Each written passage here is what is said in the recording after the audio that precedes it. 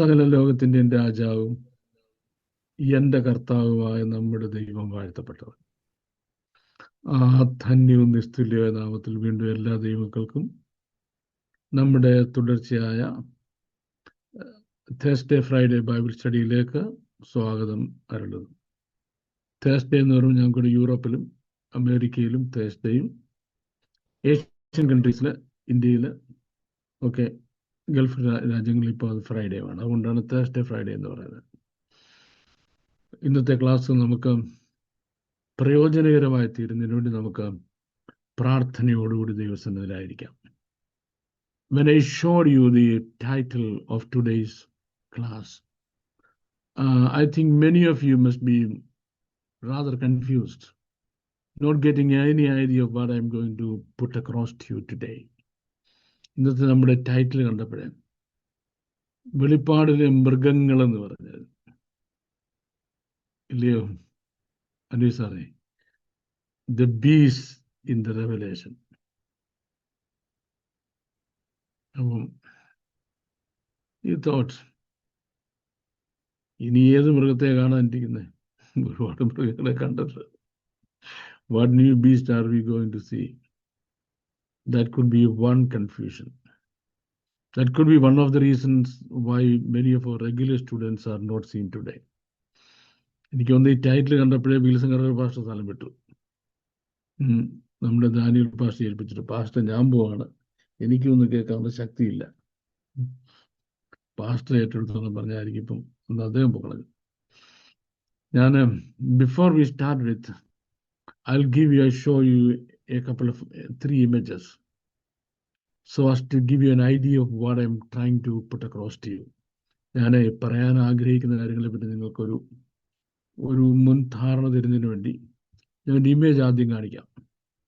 എന്നിട്ട് നമുക്ക് then we go into the details of the class. 3 മൃഗങ്ങളുടെ പടം കാണാമെന്ന് എൻ്റെ വിശ്വാസം. ഇപ്പം നിങ്ങൾ എൻ്റെ പടം കൂടി കിട്ടിയപ്പോൾ 3 അല്ല 4 മൃഗങ്ങളെ കാണുന്നുണ്ടെന്ന് പറയായിരിക്കും. എന്നെ തൽക്കാലത്തേക്ക് ഒഴിവാക്കിയരാം. Then you can see 3 beasts. ഒന്നിന് ഡ്രാഗൻ എന്ന്, one is called dragon. The other is sea beast. And the third is land beast. So dragon, sea beast, land beast. Dragon നമുക്ക് മഹാസർപ്പമെന്നും, സീ ബീസ്റ്റിന് കടലിൽ നിന്ന് കയറി വന്ന ഘോരമൃഗമെന്നും, ലാൻഡ് ബീസ്റ്റിന് കരയിൽ നിന്ന് കയറി വന്ന ഘോരമൃഗം എന്നും പറയാം. അപ്പം keep the picture image of these beasts in your mind. ഇതിൻ്റെ പിക്ചർ നിങ്ങളുടെ മനസ്സിലുണ്ടായിരിക്കണം. ഇനി നമ്മൾ the next thing I want to tell you, ഈ വിഷയത്തിൻ്റെ ഒരു ഭാഗം എനിക്ക് നിങ്ങളോട് പറഞ്ഞു തീർക്കാമെന്നുള്ള താല്പര്യത്തിലാണ്. One part of it. I had a lot of complaint from the other classes that I was rather speedy and I was mostly speaking in English. അങ്ങനൊരു complaint കഴിഞ്ഞ പ്രാവശ്യം ഉണ്ട്, ഞാൻ ഭയങ്കര സ്പീഡായിരുന്നെന്നും ഒരുപാട് ഇംഗ്ലീഷൊക്കെ പറഞ്ഞത്. ഇംഗ്ലീഷിനോട് നിങ്ങൾ ഇത്ര വിരോധമൊന്നും കാണിക്കരുത് കേട്ടോ. സ്പീഡ് ഇന്ന് ഏതായാലും പെട്രോൾ കുറവാണ്, അപ്പം സ്പീഡ് കുറവായിരിക്കും. So don't worry about speed today. So I told you it's rather lengthy topics. ഇച്ചിരി ദൈർഘ്യമായ ടോപ്പിക്സ് നമുക്ക് ഒരിപ്പിരുന്ന് കത്തിച്ച് വിട്ടും തീർക്കാൻ പറ്റത്തില്ല. അങ്ങനെ തീർക്കാൻ ഞാൻ ഉദ്ദേശിക്കുന്നില്ല. ഇപ്പം ഷാജി മാത്യു ഭാഷ അത് എല്ലാ ദിവസവും പഠിപ്പിക്കാൻ ഒരു വിഷയം വേണ്ടി, അതുകൊണ്ടാണ് എന്താണ് ഒരടിച്ച് പറഞ്ഞ് തീർക്കാൻ. ഷാജി മാത്യു ഭാഷയാണ് ഇപ്പം 15 മിനിറ്റ് കൊണ്ട് തീർക്കും. ഭാഷ പറഞ്ഞ് ഭാവിയോൺ ഭാഷ ഇങ്ങനെ വലിച്ചു കണ്ടിട്ടുണ്ടോ? കാരണം എല്ലാ ദിവസവും ക്ലാസ് എടുക്കണ്ടേ വലിയ ഭാഷയെ, എല്ലാ ആഴ്ചയും ക്ലാസ് എടുക്കണ്ട, എവിടുത്തെ വിഷയം കണ്ടുപിടിക്കും? കിട്ടുന്നത് നമുക്കിങ്ങനെ ഭാഗമായിട്ടും വിവിധമായിട്ടും കൊണ്ടുപോകുന്നുണ്ടെങ്കിൽ എളുപ്പമാണല്ലോ എന്നുള്ളതാണ്. Okay, anyway, let us get into it. These things that I am trying to teach you today were told or foretold thousands of years ago. ഒരു ആയിരക്കണക്കിന് വർഷങ്ങൾ മുൻപ് പറഞ്ഞ കാര്യങ്ങളാണിത്. ഈ ആയിരക്കണക്കിന് വർഷം മുമ്പ് പറയുമ്പോൾ ഇതിന് എന്താ പറയുക ഒരു പിടിയില്ല. എന്താ പറയുന്നുള്ള പറ്റി ഒരു പിടിയില്ല. എന്താ പറയുന്നുള്ള ഒരു പിടിയില്ല. When you have no idea of what language or what words that you are going to use, then you turn to what is called word into pictures or images. അപ്പോൾ നമ്മൾ പടം വരച്ച് കാണിക്കും. How do you explain it? നമ്മുടെ ഈ നാട്ടിലെ കൂടെ ഈ ട്രാൻസ്ഫോമേഴ്സ് വെച്ചിരിക്കുന്നുണ്ട്. Have you seen transformers put by the electricity board? And then you see 2 bones and a skull. 2 എല്ലുവിന് ഇടയ്ക്ക് ഒരു തലയൊട്ടി വെച്ചിരിക്കും. That means it is danger. It's a danger zone. Suppose I write danger in English, then English reading people can understand it, അല്ലേ? Danger എന്ന് English എഴുതിയാൽ English വായിക്കുന്നവർക്ക് അറിയത്തുള്ളൂ. അപകടം എന്ന് മലയാളത്തിൽ എഴുതിയാൽ മലയാളം വായിക്കാൻ കഴിയും. ഈ 2 ഭാഷയെ ലോകത്തുള്ളൂ. Thousands of languages in the world. How can language speakers of other language can understand it? അപ്പോൾ എന്ത് ചെയ്യുന്നറിയാമോ? ഒരു തലയോടും 2 എല്ല് കഷ്ണം, a skull and 2 bones. When is that picture you see, anybody in any language under the sky can understand that is danger.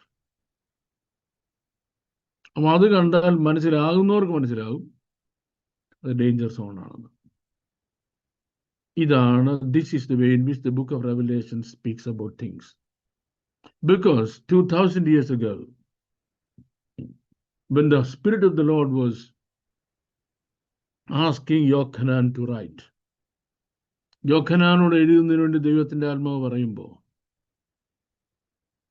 number 1, the Spirit knew that Yochanan didn't have a clear idea of what he was asked to write. എന്തോ ആയിരുന്നുള്ളതിനെ പറ്റി അദ്ദേഹത്തിന് തന്നെ വലിയ പിടികിട്ടതില്ല. The Spirit of the Lord knew it. ദൈവത്തിന് അറിയാം, ഇദ്ദേഹത്തിന് ഇത് മനസ്സിലാകുന്നില്ല. എങ്ങനെ പറഞ്ഞു മനസ്സിലാക്കാൻ പറ്റും? That's why the pictures were given.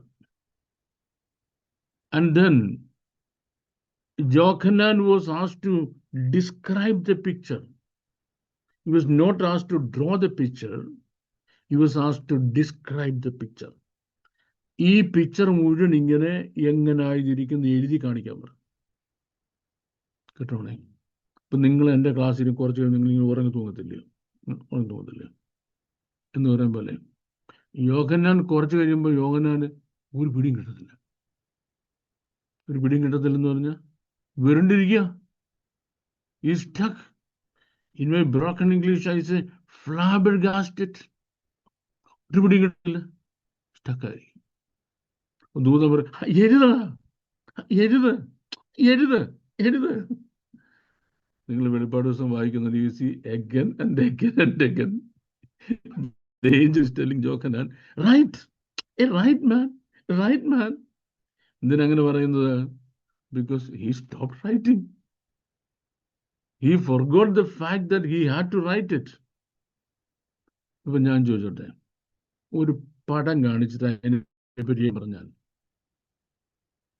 നമ്മൾ പെട്ടെന്ന് സ്റ്റക്കായി. എവിടെ തുടങ്ങേണ്ടത്, എവിടെ കൊണ്ട് നിർത്തേണ്ടത്? What are the words that I should use to write about this picture? ഈ പിക്ചറിനെ പറ്റി ഞാൻ എന്ത് വേർഡ്സ് ഞാൻ ഉപയോഗിക്കേണ്ടത്? He only saw a picture or he was shown a picture. ഒരു പടമാണ് യോഹന്നാന് കാണിച്ചു കൊടുത്തത്. എന്നിട്ട് യോഹന്നാനോട് പറയാ അത് എഴുതാൻ. ആലോചിച്ചേ, what a difficult task it was. That was his next problem. Now, our problem, we who are living in the 21st century, the first thing we must understand is, we must understand the fact that these were given for people who are living in this generation, who are luckily the last generation who are going to witness these things or who are going to see the end of the world. ലോകാവസാനമെന്ന് ലോകാരംഭം മുതൽ പറഞ്ഞിരുന്ന കാര്യങ്ങൾ സാക്ഷി നിൽക്കാൻ പോകുന്ന ഒരു തലമുറയാണ് നമ്മൾ. So this was written for our understanding. For our understanding. Suppose the generations of people who lived before us didn't understand it. That's not a problem. It was not meant for them. നമുക്ക് മുമ്പ് ജീവിച്ചിരുന്ന ആളുകൾ ഇത് മനസ്സിലാക്കിയില്ലെന്നിരിക്കട്ടെ. That's not a problem. Because it is not meant for them. How can we make a comparison? MSc മാത്തമാറ്റിക്സിന്റെ syllabus 10ാം ക്ലാസ്സിൽ പഠിക്കുന്ന കുഞ്ഞിന് മനസ്സിലായില്ല. A student who is studying in the 10th standard does not understand the syllabus of the MSc mathematics. Is it a problem? No. He's only a 10th standard student. Suppose the servants of God who lived just before us, നമുക്ക് തൊട്ട് മുമ്പ് ജീവിച്ചിരുന്ന തലമുറയിലെ ദേവദാസന്മാർ, did they understand it? No. So, the books they wrote about it, and the speeches they delivered on it, and the Bible class they did on it. ഈ വിഷയത്തെപ്പറ്റി അവർ എഴുതിയ പുസ്തകങ്ങളും അവരുടെ പ്രസംഗങ്ങളും അവരുടെ ക്ലാസ്സുകളും, it must be terribly erroneous and terribly wrong or faulty. ഭയങ്കര തെറ്റാ. Any problem? No problem. Why? It was not meant for them. അപ്പൊ അവർക്കുള്ളതല്ലായിരുന്നല്ലോ, അവർക്ക് പഠിക്കാനുള്ളതല്ലായിരുന്നല്ലോ. അപ്പൊ അവരതിനെപ്പറ്റി എന്ത് തെറ്റെഴുതിയെന്നുള്ളത് പ്രോബ്ലം അല്ല. But we people who are living in this generation for whom it has been written or given, ഈ തലമുറയിൽ താമസിക്കുന്ന നമ്മൾ, നമുക്ക് വേണ്ടിയാണ് ഇത് നൽകപ്പെട്ടിരിക്കുന്നത് എന്നുള്ളതുകൊണ്ട്, if we don't understand these things properly, it can tell upon the completion of our salvation or the fulfillment of our hope. ഈ തലമുറയിൽ ജീവിച്ചിരിക്കുന്ന നമ്മളിത് മനസ്സിലാക്കിയില്ലെങ്കിലോ നമ്മുടെ രക്ഷാപൂർത്തീകരണത്തെയും നമ്മുടെ പ്രത്യാശയുടെ പൂർത്തീകരണം, ഇതിനെ രണ്ടിനെ അത് സാരമായി ബാധിക്കാം. So that's the next thing I give you as a precaution, as a warning. Now you may understand why I'm taking time to teach you these things. എന്തുകൊണ്ടാണ് ഇത്രയും ടൈം എടുത്ത് ഞാൻ ഈ കാര്യങ്ങൾ പറയുന്നത് എന്നുള്ളത് ഒരുപക്ഷെ ഇപ്പം നിങ്ങൾക്ക് മനസ്സിലായേക്കാം. And the next thing I'm going to tell you, I showed you the image of 3 beasts. 3 മൃഗങ്ങളുടെ ഇമേജ് ഞാൻ കാണിച്ചു.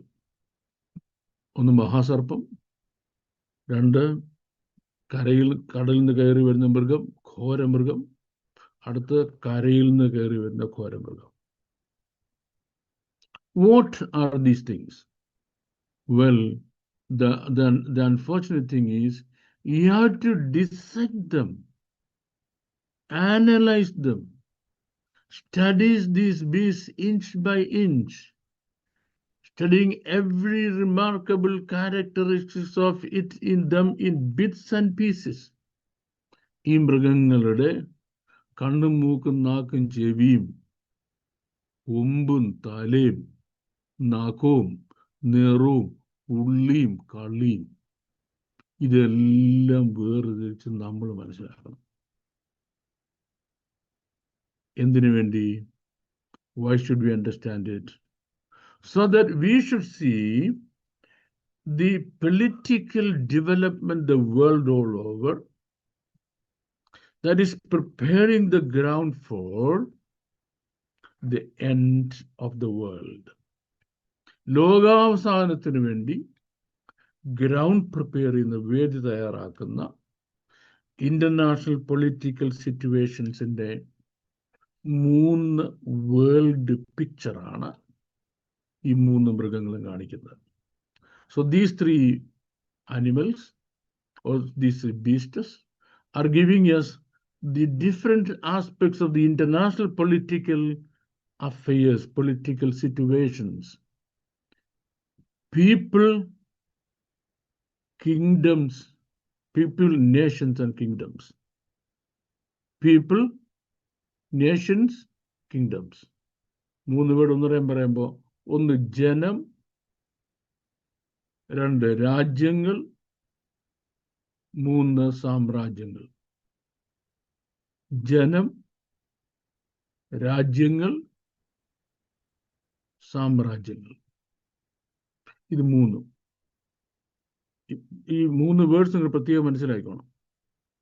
ഇങ്ങനെ നമ്മൾ പറയുമ്പോൾ എന്തെങ്കിലും കാര്യമായ വ്യത്യാസം ഇത് ഈ 3 വാക്കുകൾ നമ്മളുള്ളതായിട്ട് ഞാൻ പറയുമ്പോൾ നിങ്ങൾക്ക് മനസ്സിലാകത്തില്ല. When I speak these 3 words, you don't think that there is remarkable differences between these 3. ഈ 3 തമ്മിൽ വലിയ വ്യത്യാസം ഉള്ളതായിട്ട് നമുക്ക് തോന്നത്തില്ല. But as I told you, the one thing which I repeatedly say in every one of our classes, our Holy Bible was originally written in the Hebrew language. And we have no choice other than accepting it as such. നമ്മുടെ വിശുദ്ധ Bible എബ്രായ ഭാഷയിലാണ് എഴുതിയത്. അത് നമ്മൾക്ക് അംഗീകരിച്ചേ പറ്റത്തുള്ളൂ. We have but to admit that fact. ഇത് നമ്മൾ അംഗീകരിക്കാൻ തയ്യാറാകാത്തോളം കാലം, as long as we are not ready to admit this great truth, we keep ourselves far away from the perfect or proper or appropriate understanding of the word of God. ദൈവവചനത്തെ പറ്റിയുള്ള സ്ഥിരമായ അറിവിൽ നിന്ന്, ശരിയായ അറിവിൽ നിന്ന്, ഉചിതമായ അറിവിൽ നിന്ന് നമ്മൾ നമ്മളെ തന്നെ മാറ്റി നിർത്തുക. അപ്പോൾ God sees the end in the beginning എന്ന. God sees the end in the beginning. കാര്യങ്ങളുടെ ആരംഭത്തിലാണ് ദൈവം അവസാനം കാണുന്നത്. നമ്മളെ അങ്ങനല്ല.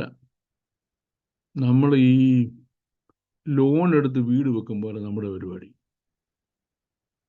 നമ്മൾ കിട്ടുന്ന പൈസയ്ക്ക്, കുറച്ച് പൈസയ്ക്ക് വീട് മേടിച്ച് ബാക്കി പൈസ അഡ്ജസ്റ്റ് ചെയ്ത് പുട്ടടിച്ച് കടം വീട്ടി മറ്റു പല കാര്യങ്ങൾ അങ്ങനെ ഏതാണ്ടൊക്കെ ഭിത്തിയൊക്കെ കഴിഞ്ഞപ്പോഴത്തേക്ക് ലോണ് തീർന്നു. കേട്ടോ സജി പാസ്റ്ററെ, പലരുടെ കാര്യമാണ് ലോണ് തീർന്നു. പിന്നെ ഇത് എങ്ങനെ തീർക്കാന്നുള്ളപ്പോൾ ഒരു പിടിയില്ല. അതൊരു കിടപ്പ് അവിടെ കിടക്കില്ല. We have no idea. അവസാനം എവിടെ കൊണ്ട് ഒപ്പിക്കുന്നുള്ളപ്പോൾ ഒരു പിടിയില്ല.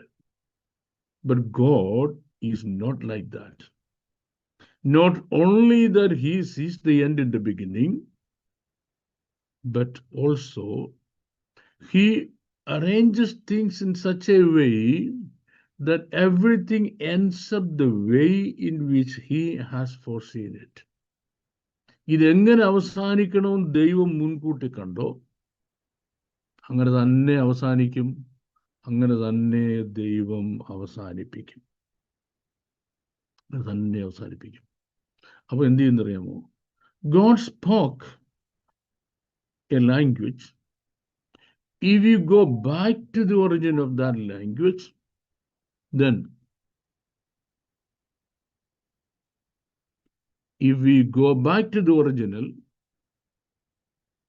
then you understand that all these things had been mentioned or written in a language that clearly states how things are going to end. എങ്ങനെ ആരും കാര്യങ്ങളുടെ സമാപ്തി എന്ന് മനുഷ്യന് മനസ്സിലാകാൻ കഴിയുന്ന ഒരു ഭാഷയിലാണ് ദൈവം ഇതെല്ലാം എഴുതിയിരുന്നതെന്നും നമ്മൾ ആ ഭാഷയിൽ മനസ്സിലാക്കാൻ ശ്രമിക്കാഞ്ഞതുകൊണ്ട് what had we to do? We are to put on the cap of imagination. നമ്മുടെ cap of imagination എന്ന ആ ഒരു സൈഡിലേക്ക് നമ്മൾ തിരിഞ്ഞു. നമ്മുടെ ഭാവനയുടെ തൊപ്പി എടുത്തു വെച്ചു. ഭാവനയുടെ തൊപ്പിയെടുത്ത് വെച്ചപ്പോൾ അയ്യോ, നമ്മുടെ ഭാവനയ്ക്കകത്തൂടെ നമ്മൾ പറഞ്ഞിറക്കിയ സംഗതികൾ, എൻ്റെ ദൈവം തമ്പുരാന് എന്തൊക്കെയാണ് നമ്മൾ പറഞ്ഞിറക്കിയത്? നമ്മൾ പറഞ്ഞിറക്കിയ സംഗതികളുമായിട്ട് വേദപുസ്തകത്തിൽ പറഞ്ഞ ഒറിജിനല് ഒരു ബന്ധവുമില്ല. So what are we going to do today? We are going to decipher things from the original till the end, so as to see the political situations worldwide that evolves towards the end of the world. ലോകാവസാനം എങ്ങനെയായിരിക്കണം, കാര്യങ്ങളുടെ സമാപ്തി എങ്ങനെയായിരിക്കണം എന്നുള്ളതിനെ പറ്റി ദൈവം മുൻകൂട്ടി കണ്ടതായ ദൈവത്തിൻ്റെ views ഇപ്പോഴെങ്ങനെ ഇവൾവായി വരുന്നു. How do those things get evolved? That's what we are going to see. There are plenty of portions from the Bible which I have to read, but I am not going to read of all those things, or you should rather say I am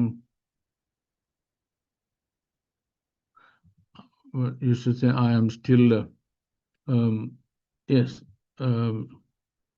I have my own limits so as to do it.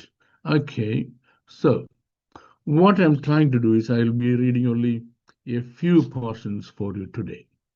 നമ്മൾ Daniel പ്രവചനം എന്ന പുസ്തകത്തിൽ base ചെയ്തിട്ട് then we go back to the book of Genesis chapter 11. ഈ രണ്ട് ഭാഗങ്ങൾ മാത്രമാണ് ഞാൻ ഫോക്കസ് ചെയ്ത് ഈ ക്ലാസ്സിൽ പറയാൻ ഉദ്ദേശിക്കുന്നത്. In the book of Daniel, there is a short prophecy of only 4 verses. 4 വാക്കുകളുള്ള ചെറിയ പ്രവചനമുണ്ട്. And those 4 verses, the 3 are very important verses, and which you can read in Daniel chapter 9, verses 24, 25, 26, and 27. So because I don't have anybody to help me read all these things, എനിക്ക് വായിച്ചു തരുന്നവരല്ല ഇപ്പോൾ പണി മുടക്കലാണ്. അതുകൊണ്ടിപ്പം അവർക്കും പണി കൊടുക്കണ്ട, ഇല്ലയോ അനൂപ് സാറേ? Okay, അപ്പോൾ അതുകൊണ്ട് ഞാൻ തന്നെ ഒന്ന് വായിക്കാൻ ശ്രമിക്കാം. Book of Daniel chapter 9 verses number 24, 25, 26 and 27. അതിക്രമത്തെ തടസ്സം ചെയ്ത് പാപങ്ങളെ മുദ്രയിടുവാനും അകൃത്യത്തിന് പ്രായശ്ചിത്തം ചെയ്ത് നിത്യനീതി വരുത്തുവാനും ദർശനവും പ്രവചനവും മുദ്രയിടുവാനും അതിപരിശുദ്ധമായതിനെ അഭിഷേകം ചെയ്യുവാനും തക്കവണ്ണം നിന്റെ ജനത്തിനും വിശുദ്ധ നഗരത്തിനും 70 ആഴ്ചവട്ടം നിയമിച്ചിരിക്കുന്നു. അതുകൊണ്ട് നീ തിരിച്ചറിഞ്ഞ് ഗ്രഹിച്ചു കൊള്ളേണ്ടത് എന്തെന്നാൽ, യെരുശലേമിനെ യഥാസ്ഥാനത്തിൽപ്പെടുത്തി പണിയുവാൻ കൽപ്പന പുറപ്പെടുന്നത് മുതൽ, യെരുശലേമിനെ യഥാസ്ഥാനത്തിൽപ്പെടുത്തി പണിയുവാൻ കൽപ്പന പുറപ്പെടുന്ന മുതൽ, അവിടെ നിങ്ങൾ അണ്ടർലൈൻ ചെയ്യണം. കുറച്ച് കഴിയുമ്പോൾ ഞാനൊരു ഡേറ്റ് പറയാം. ആ ഡേറ്റ് അവിടെ വേദപുസ്തകത്തിൽ എഴുതിയിടാനായിട്ടാണ്. അഭിഷക്തനായൊരു പ്രഭു വരെ അവിടെ അണ്ടർലൈൻ ചെയ്യണം. ഡേറ്റ് പറഞ്ഞുതരാം. 7 ആഴ്ചവട്ടക്കാലം, 62 ആഴ്ചവട്ടക്കാലം കൊണ്ട് അതിനെ വീഥിയും കിടങ്ങുമായി കഷ്ടകാലങ്ങളിൽ തന്നെ വീണ്ടും പണിയും. 62 ആഴ്ചവട്ടം കഴിഞ്ഞിട്ട് അഭിഷക്തൻ ഛേദിക്കപ്പെടും, അവന് ആരുമില്ലെന്ന് വരും. പിന്നെ വരുവാനിരിക്കുന്ന പ്രഭുവിൻ്റെ പടജനം നഗരത്തെ വിശുദ്ധ മന്ദിരത്തെ നശിപ്പിക്കും. അവൻ്റെ അവസാനം ഒരു പ്രളയത്തോടെ ആയിരിക്കും. അവസാനത്തോളം യുദ്ധമുണ്ടാകും. ശൂന്യങ്ങളും നിർണയിക്കപ്പെട്ടിരിക്കുന്നു. അവനൊരു ആഴ്ചവട്ടത്തേക്ക് പലരോടും നിയമത്തെ കഠിനമാക്കും. ആഴ്ചവട്ടത്തിൻ്റെ മധ്യയെ അവൻ ഹനനയാകും ഭോജനയാകും നിർത്തലാക്കി കളയും. മ്ലേച്ഛതയുടെ ചെറുകിന്മേൽ ശൂന്യമാക്കുന്നവൻ വരും. നിർണയപ്പെട്ടിരിക്കുന്ന സമാപ്തിയോളം ശൂന്യമാക്കുന്നവൻ്റെ മേൽ കോപം ചൊരിയും. Well, those who don't understand in Malayalam can certainly read it in English for yourself. I have no time to read that in English also. What we have heard today is the most famous 70 weeks of Daniel. What is 70 weeks of Daniel?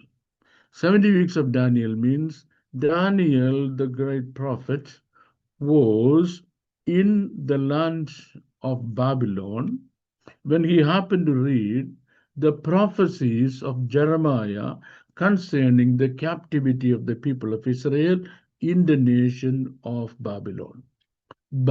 Daniel എന്ന പ്രസിദ്ധനായ പ്രവാചകൻ ബാബിലോണിൽ യഹൂദന്മാരുടെ പ്രവാസിയായി താമസിക്കുന്ന കാലത്ത് യഹൂദന്മാര് അവിടെ ബാബിലോണിൽ എത്ര നാളിങ്ങനെ പ്രവാസികളായി താമസിക്കേണ്ടി വരും എന്നുള്ളത് ഓർത്ത് സങ്കടപ്പെട്ട് ദൈവം ഇതിനെപ്പറ്റി വല്ലതും പറഞ്ഞിട്ടുണ്ടോ എന്നറിയാൻ വേണ്ടി യിരെമ്യാ പ്രവാചകന്റെ പുസ്തകം വായിച്ചപ്പോൾ he saw a prophetic prediction that the captivity would be only for 70 years.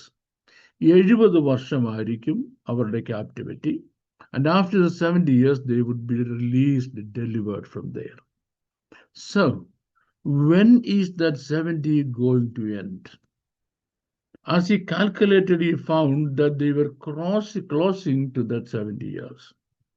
ആ 70 years തീരാറായി എന്ന് വായിച്ചപ്പോൾ മനസ്സിലായി. And what did he do? He decided to observe a fasting and serious prayer to know when the captivity was going to end. Captivity എന്നാണ് അവസാനിക്കുന്ന അറിയുന്നതിന് വേണ്ടി ഇത് ഉപവാസ പ്രാർത്ഥന എടുത്തു. ഉപവാസ പ്രാർത്ഥന എടുക്കുന്ന സമയത്ത് an angel came to him. Angel Gabriel. Angel Gabriel വന്നിട്ട് ദാനിയേലിനോട് പറഞ്ഞു, look, to you and to your people there is a period of 70 weeks. 70 weeks എന്നുള്ളത് 1 week is a period of 7 years. 70 weeks means 490 years. So 490 years are set apart for your people and for you. The thing is that you must understand what is going to happen during these 70 years. So I'm not going to teach these 70 years here now because there are teachers who can teach it in a much better way than I can ever endeavor to teach. So I'm not trying to do that. ഈ ദാനിയേലിന്റെ 70 weeks ഇത്രയേ ഉള്ളൂ കേട്ടോ. 1 7 weeks, then no 1 7, then 60 to 7, and then a 7 means Daniel പറയുന്നത് 7 sevens and 62 sevens and a 7 എന്നാ പറഞ്ഞേക്കുന്നത്. എന്ന് പറയുമ്പോൾ 470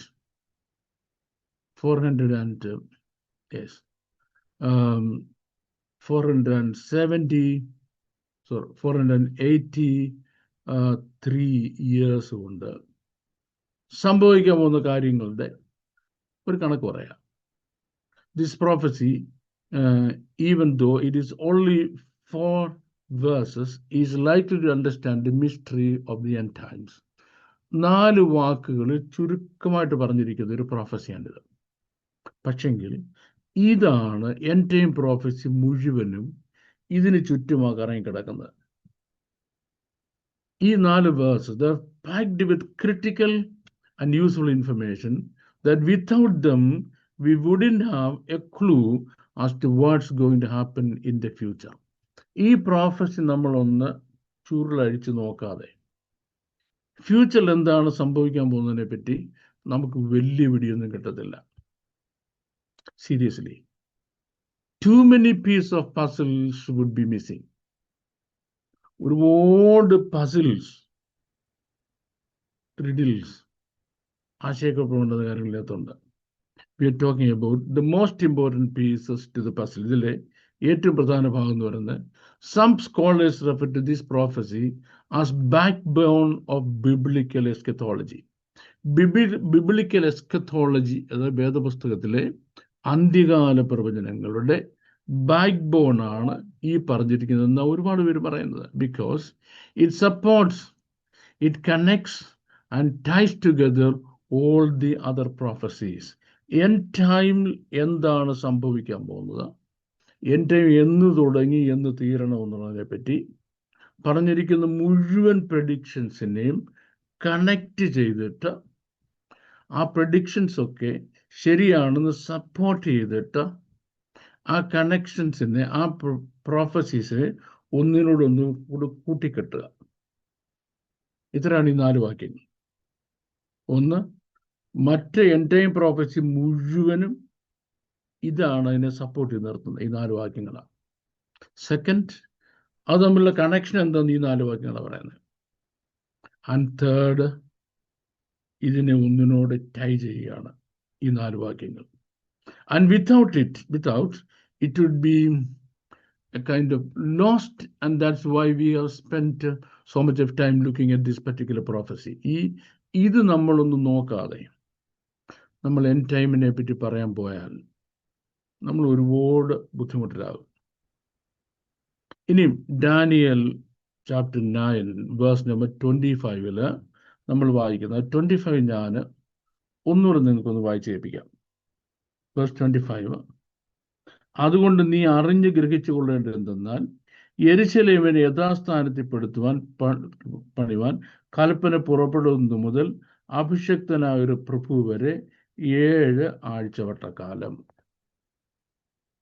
So 7 sevens, that means 49 years. യെരൂശലേം യഥാസ്ഥാനപ്പെടുത്തണം, ആലയം പണിയണം. ഇതിനുള്ള കൽപ്പന കൊടുക്കുന്നത് മുതൽ അടുത്തത് 7 sevens ഉണ്ട്. 7 sevens എന്ന് പറഞ്ഞാൽ 49 years കൊണ്ട് യെരൂശലേം യഥാസ്ഥാനപ്പെടുത്തി പണിയണം. യെരൂശലേം യഥാസ്ഥാനപ്പെടുത്തി പണിയണം. അങ്ങനെ പറയണ കാര്യം എന്താണ്? Because at that time Jerusalem had been completely devastated. ഇത് പറയുമ്പോൾ യെരൂശലേം പൂർണ്ണമായിട്ട് നശിച്ച് കിടക്കുന്ന ഒരു കാലമാണ്. ഓക്കെ, ഇനി from the time this commandment is given to the building of the city of Jerusalem, ഇത് ഈ കൽപ്പന പുറപ്പെടുന്ന മുതൽ യെരൂശലേം യഥാസ്ഥാനപ്പെടുത്തി പണിയുകയും അതിനുശേഷം മശിഹ പ്രത്യക്ഷനാകുന്നത് വരെ 69 sevens ഉണ്ട്. 7 വർഷങ്ങളുടെ 69 periods ഉണ്ട്. So you can imagine how much it is. You can imagine. And then, or in other words, 483 years. എന്നുള്ള ഞാൻ പറയാൻ പോവാണ്. യെരൂശലേം യഥാസ്ഥാനത്തിൽപ്പെടുത്തി പണിയണം, നഗരം പണിയണം. അതിന്റെ കൽപ്പന ഇടാൻ പോവാ. ആ കൽപ്പന ഇട്ട് കഴിഞ്ഞാൽ അഭിഷക്തനായ പ്രഭു, ഇത് ഈ യെരൂശലേം യഥാസ്ഥാനപ്പെട്ട് പണിതു, അത് 49 വർഷം കൊണ്ട്. കൽപ്പന ഇട്ടെന്ന് മുതൽ 49 വർഷം കൊണ്ട്, 49 years കൊണ്ട് ജെറൂസലേം റീഎസ്റ്റാബ്ലിഷ്ഡ്. Then again മുന്നോട്ട് പോകണം. 483 years ആകുമ്പോഴത്തേക്ക് what happened? അഭിഷക്തനായ ഒരു പ്രഭു ഛേദിക്കപ്പെടും.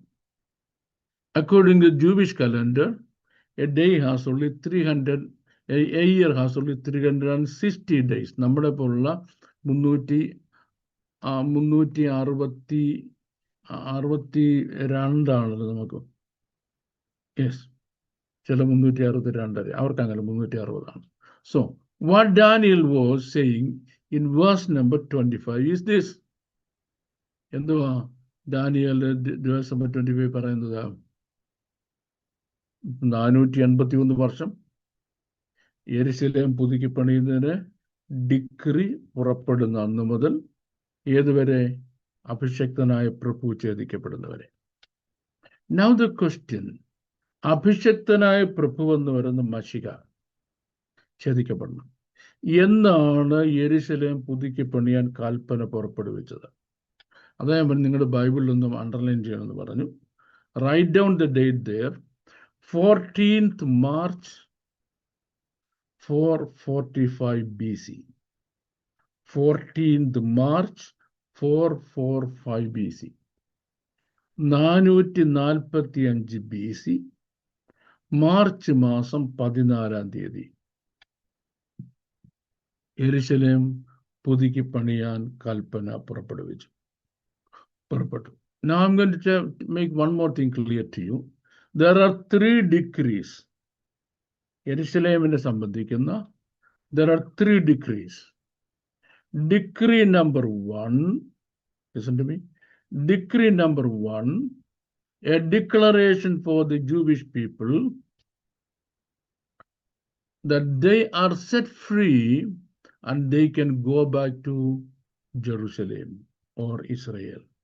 ഇസ്രായേൽ ദേശത്തേക്ക് അവർക്ക് തിരിച്ചു പോകാനുള്ള കൽപ്പന പുറക്കുന്ന അതാണ് ആദ്യത്തെ degree. That is the first decree. And the second decree is decree. ഈ പറഞ്ഞ ഈ വിധിയാണ് രണ്ടാമത്തേത്. ഏതാ? 445 BC-യില് യെരുശലേം പുതുക്കി പണിയുന്നതിനുള്ള കൽപ്പന. ഇനി കുറച്ച് കഴിഞ്ഞ് വേറൊരെണ്ണം കൂടെ ഉണ്ട്. അത് യെരുശലേമിന്റെ മതില് പണിയുന്നതിനുള്ള 3ാമത്തെ ഡിഗ്രിയാണ്. ഇത് മൂന്ന് രാജാക്കന്മാരാണ് പുറപ്പെടുവിക്കുന്നത് എന്നുള്ള കാര്യം നിങ്ങൾ പ്രത്യേകം മനസ്സിലാക്കണം. അപ്പം ഈ 3 ഡേറ്റ്സ് മനസ്സിലാക്കിയില്ലെങ്കിൽ സ്റ്റാർട്ടിംഗ് പോയിന്റ് നമുക്ക് മിസ്സാകും. So let us start here. എവിടെ? 14th March 445 BC എന്ന കൽപ്പന വന്നത്. അപ്പം അക്കോർഡിംഗ് ടു ദാനിയൽ ഈ 483 ഡേ എന്നാണ് തീരുന്നത്. ഈ 483 തീരുന്നത് അഭിഷക്തനായ പ്രഭു ഛേദിക്കപ്പെടുന്ന അന്നാണ്. അഭിഷക്തനായ പ്രഭു അഭിഷക്തനായ പ്രഭു യെരുശലേമിൽ ഛേദിക്കപ്പെടുന്നതിന് വേണ്ടി വരുന്നത് April 6th 32 AD. AD 32 April മാസം 6-ാം തീയതി അഭിഷക്തനായ പ്രഭു ഒരു കഴുതക്കുട്ടിയുടെ പുറത്ത് കയറി യെരുശലേം ദേവാലയത്തിലേക്ക് വരികയാണ്. എന്തിനു വേണ്ടി വരികയാണ്? For him to be caught and to be crucified. അതിനുശേഷം ഒരാഴ്ചക്കുള്ളിൽ താൻ ക്രൂശിക്കപ്പെടുകയാണ്. ഇനി verses 26 tells us, after the 69 weeks, but before the same death, 2 events would occur. അപ്പോൾ അഭിഷക്തനായ പ്രഭു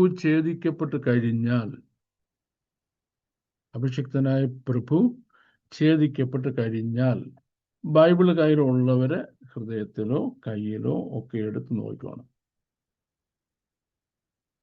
24-ാമത്തെ വാക്യം, അതിക്രമങ്ങളെ തടസ്സം ചെയ്തു. ഇനി ഒരു അതിക്രമം ഭൂമിയിലുണ്ടാകരുത്.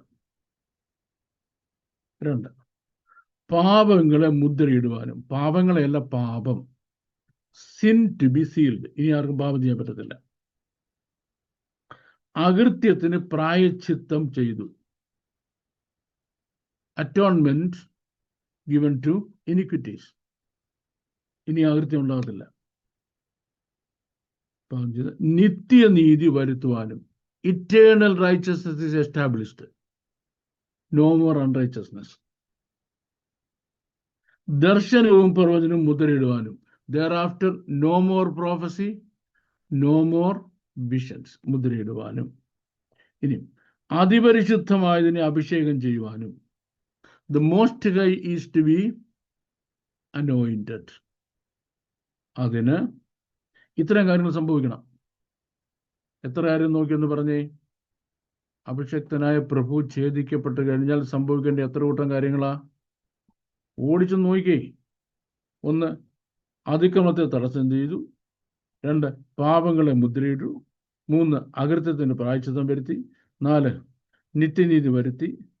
5, ദർശനവും പ്രവചനവും മുദ്രയിട്ടു. 6, അതിപരിശുദ്ധമായതിനെ അഭിഷേകം ചെയ്തു. ഇത്രയും കാര്യങ്ങൾക്കാണ് എത്ര കാലനാശം പറഞ്ഞിരിക്കുന്നത്? 70 ആഴ്ചവട്ടം നിയമിക്കപ്പെട്ടിരിക്കുന്നു. അപ്പം 69-ാമത്തെ ആഴ്ച കൊണ്ട് the anointed one was cut off. അഭിഷക്തൻ ഛേദിക്കപ്പെട്ടു. അഭിഷക്തൻ ഛേദിക്കപ്പെട്ട് കഴിഞ്ഞാൽ there are 6 things to take place. Once the anointed is cut off, these 6 things to be taken place. ഈ 6 കാര്യങ്ങൾ നടന്നു. Are you all following me or everybody sleeping? When I look at your faces, our pastor Biju Ulakanani is very, very cautious. നല്ല ശ്രദ്ധിച്ചിരിക്കുകയാണ്. ഈ പാസ്റ്ററെ ശ്രദ്ധിക്കാനുള്ള സ്വഭാവം ബാക്കിയുള്ളവർക്കൊക്കെ ഒന്ന് പറഞ്ഞെടുത്ത് പ്രാർത്ഥിച്ച്, കർത്താവേ എനിക്ക് ഈ സ്വഭാവം എല്ലാവർക്കും ഒന്ന് പ്രാർത്ഥിച്ചോട്ടെ. ഇതെല്ലാം ഇവരിങ്ങനെ ഉറങ്ങിയിരിക്കുന്നത്. ലുക്ക്, അഭിഷക്തനായ പ്രഭു വന്ന് ഛേദിക്കപ്പെട്ടു. പക്ഷേ ഈ 6 കാര്യം ഇതുവരെ നടന്നില്ല. ഇപ്പോഴും പാപമുണ്ടല്ലോ ലോകത്തില്. Still now there is sin. Still now there is iniquities. God's righteousness is not taking place. നിത്യനീതി വന്നോ? അതിപരിശുദ്ധമായതിനെ അഭിഷേകം ചെയ്തോ? ഇല്ല, നടന്നില്ല. So why those things didn't take place? Why those things didn't take place? Because God put a bracket there, a pause there. God put a pause or a bracket there. How do they pause it? Pause it. God allowed 2 more things to happen. അന്ന് എഴുതി വെച്ചു. 2 more things to happen. And the third thing, God didn't mention. 2 things God mentioned. 2 കാര്യം നടക്കുമെന്ന് പറഞ്ഞു. The third thing God didn't mention. Actually, God had mentioned it from the very beginning of the world, but in a language and in a vocabulary that's not very familiar for us to understand. ദൈവം ലോകാരംഭം മുതലേ അത് എഴുതി വെച്ചു. പക്ഷെ പാവം നമുക്ക് മനസ്സിലാകത്തില്ല. അത് നമ്മുടെ മാത്രം കുഴപ്പമാണ്. Now I'm bringing you back to my topics. Okay? So, how far have we come so far? നമ്മൾ എവിടെ വരെ വന്നത് നോക്കിയേ. Yes, we came as far as April 6, 32 AD. അഭിഷേകം ഛേദിക്കപ്പെട്ടു. അപ്പം then what happened? First, Mashiach would be cut off, but not for himself, for which is exactly what happened 4 days after Jesus made his triumphant entry into Jerusalem. He was crucified.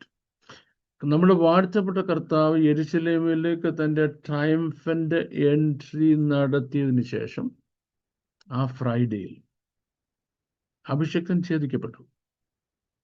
രണ്ടാമത്തെ കാര്യം, the city of Jerusalem and the temple would be destroyed, which happened in 70 AD, 38 years after the Mashiach appeared. നമ്മുടെ വാഴ്ത്തപ്പെട്ട കർത്താവ് മശിഹ April മാസം 6 AD 32 യെരുശലേമിൽ കഴുതക്കുട്ടിയുടെ പുറത്ത് കയറി വന്നതിൻ്റെ 38 വർഷം കഴിഞ്ഞപ്പോൾ, exactly 38 years after that, what happened? Jerusalem was destroyed. Jerusalem was destroyed. Who destroyed Jerusalem? Well, it was destroyed by the people of the prince who was to come. വരുവാനിരിക്കുന്ന പ്രഭുവിന്റെ ജനം, സൈന്യം നശിപ്പിച്ചു.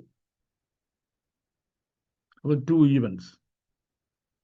അഭിഷേകൻ പ്രത്യക്ഷനായ ശേഷം 2 സംഭവങ്ങൾ. ഒന്ന്, അഭിഷേകൻ ഛേദിക്കപ്പെട്ടു. രണ്ടാമത്, യെരുശലേം ഇടിഞ്ഞു. അപ്പോഴും ഞാൻ മുമ്പേ പറഞ്ഞ 6 കാര്യം, the 6 things I already told didn't take place. It tells us that there is an interval between the 69th week and the 70th week. 69th week, and the 70th week.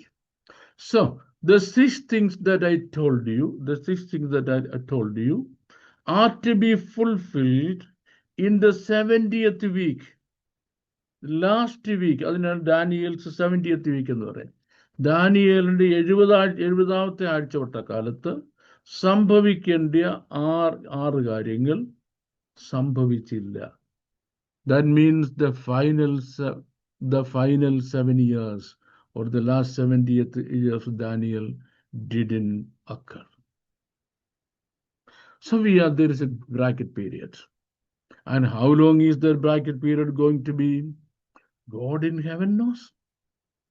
I don't know. Well, we know it's at least 2,000 years, because when the Babylon captivity ended on July 23rd, 573 BC, Jews still owed God 2 years of servitude.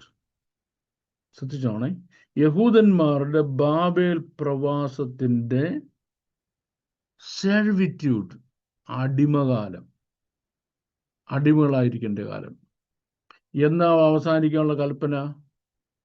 ആ കൽപ്പന വന്നത് July 23rd, 537 BC. If you want to take down, you can take down. On the 23rd of July, 537 BC, Cyrus gave the declaration that Jews in Babylon are not slaves anymore. Jews in Babylon are not slaves anymore. Jews in Babylon are not slaves anymore. അങ്ങനെ declare ചെയ്യുമ്പോൾ വീണ്ടും 2 വർഷം കൂടെ ബാക്കി കിടപ്പുണ്ട് അവർക്ക് നേരത്തെ പറഞ്ഞിരുന്ന അടിമത്തം തീരാനായിട്ട്. Okay, that means 2,480 years, 9 months. അതാണ് prophetically ഇയറിന്റെ calendar. I'm not going to explain that. Well, we know the 70th week would not begin until Israel's servitude was over. So when was it over? ഇസ്രയേലിന്റെ servitude, പ്രവാസം 70ാമത്തെ ആഴ്ച തീരേണ്ടതാണ്. May 14, 1948, the very day that modern Israel became a nation, is that a coincidence? ഞാൻ ഒന്നുകൂടെ പറയാൻ പോവാണ്. 1948 May മാസം 14-ാം തീയതിയാണ് Israel രാജ്യം ഉണ്ടാകുന്നത്. ഏതിനു ശേഷം? 70 AD യെരുശലേം നഷ്ടമായതിനു ശേഷം 1948 മെയ് 14-നാണ് ഇസ്രയേൽ രാജ്യം ഉണ്ടാകുന്നത്. അതുവരെ വേൾഡ് ഓൾ ഓവർ ഇസ്രയേൽ അടിമകളായിരുന്നു. വേൾഡ് ഓൾ ഓവർ ഇസ്രയേൽ അടിമകളായിരുന്നു. It is designating as the generation that will see his return. അപ്പം ഈ യഹൂദന്റെ തിരിച്ചുവരവ്, പൂർണ്ണമായി തിരിച്ചു വരുന്നത്, which generation is going to see that? We are the generation that are going to see that. Verse 27 tells us that the 70th week begins when Antichrist negotiates a 7-year peace treaty with Israel. That's what begins the tribulations. ഇനി നമ്മളിപ്പോൾ 69ാമത്തെ ആഴ്ചവട്ടത്തെ കാലത്ത് കൂടി ഇങ്ങനെ പോയിക്കൊണ്ടിരിക്കുക. ഇനി 69ാമത്തെ ആഴ്ച കഴിഞ്ഞിട്ട് നമ്മുടെ 70ാമത്തെ ആഴ്ച എന്നാ തുടങ്ങാൻ പോകുന്നതാ? 70ാമത്തെ ആഴ്ച എന്ന് പറയുന്ന ആരുടെ ടൈമാണ്? 70th week is called the period of the Antichrist. ആന്റൈക്രൈസ്റ്റ് ഈ ലോകത്തിൽ ആധിപത്യം സ്ഥാപിക്കേണ്ട ആ ഇയറിനാണ് the 7 years of Antichrist or the 70th year of Daniel എന്ന് പറയുന്നത്. ദാനിയേലിന്റെ 70ാമത്തെ ആഴ്ചവട്ടം എന്ന് പറയുന്നത്, that is a 7 years period during which Antichrist will be taking control of the world. Take it like that. Or Antichrist's years. Now the question, what is the starting point? ആന്റൈ ക്രൈസ്റ്റിന്റെ ഭരണത്തിന്റെ starting point എന്താണ്? What is the starting point? The starting point of Antichrist rule is he is going to enter into a massive treaty, sign a massive treaty. That's what I told you in the last class also. കഴിഞ്ഞ ആഴ്ച നമ്മൾ പറഞ്ഞാണ്, ഒരു വലിയ treaty, ഒരു വലിയ ഉടമ്പടി ആന്റൈക്രൈസ്റ്റ് ഒപ്പിടും. Antichrist ആ ഉടമ്പടി ഒപ്പിടുന്നതിന് വേണ്ടി ലോക സംഭവങ്ങൾ അതിലേക്ക് വരുന്നത് നമ്മൾ ഇപ്പൊ നോക്കിക്കൊണ്ടിരിക്കുക. എന്തിനാ നമ്മളിപ്പോൾ അത് നോക്കിക്കൊണ്ടിരിക്കുന്നത്? നമ്മുടെ ചെറിയാൻ ചാണ്ടി എന്ന് പറഞ്ഞാൽ നമുക്ക് നല്ലൊരു സ്റ്റുഡൻറ്റ്. അദ്ദേഹം ചിന്തിക്കുക, ഈ ബാബു ജോൺ സാറിന്റെ ഇതൊക്കെ പറയുന്നത്, വേറെ എന്തെല്ലാം നല്ല നല്ല കാര്യങ്ങൾ പറയാനിരിക്കുന്നു അല്ലേ? ഇതിനേക്കാൾ നല്ലൊരു കാര്യം പറയാനില്ല നമുക്ക്. എന്താ കാര്യം എന്നറിയാമോ? ആന്റിക്രൈസ്റ്റ് സൈൻ ഒപ്പിടുന്നതിന് വേണ്ടി world is getting ready. That means a trumpet is also getting ready in heaven. That's our hope. How can we understand when the trumpet is going to be called? A trumpet എപ്പം മുഴങ്ങും നമുക്ക് എങ്ങനെ അറിയാൻ പറ്റും?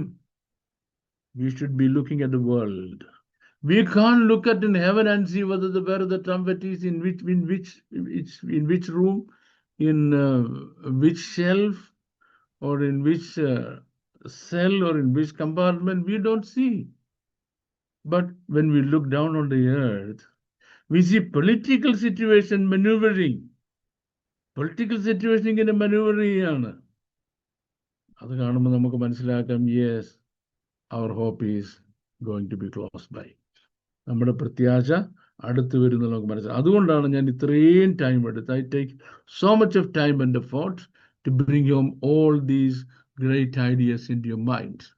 Well, let's come back again. How far did I come to? Yes, we are the generation. And what is it that we are going to look into? The treaty that is going to be signed. If that treaty is to be signed,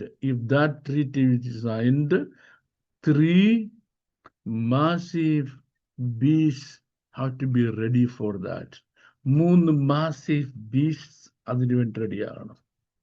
ആ 3 massive beasts-നെ പറ്റിയാണ് നമ്മൾ പഠിക്കാൻ പോകുന്നത്. Now, that's how we know that the tribulation lasts for 7 years. ഇവിടെ നമ്മൾ വരുമ്പോൾ ഈ tribulation എങ്ങനെയാ 7 years നമ്മൾ പറയാൻ പോകണേ.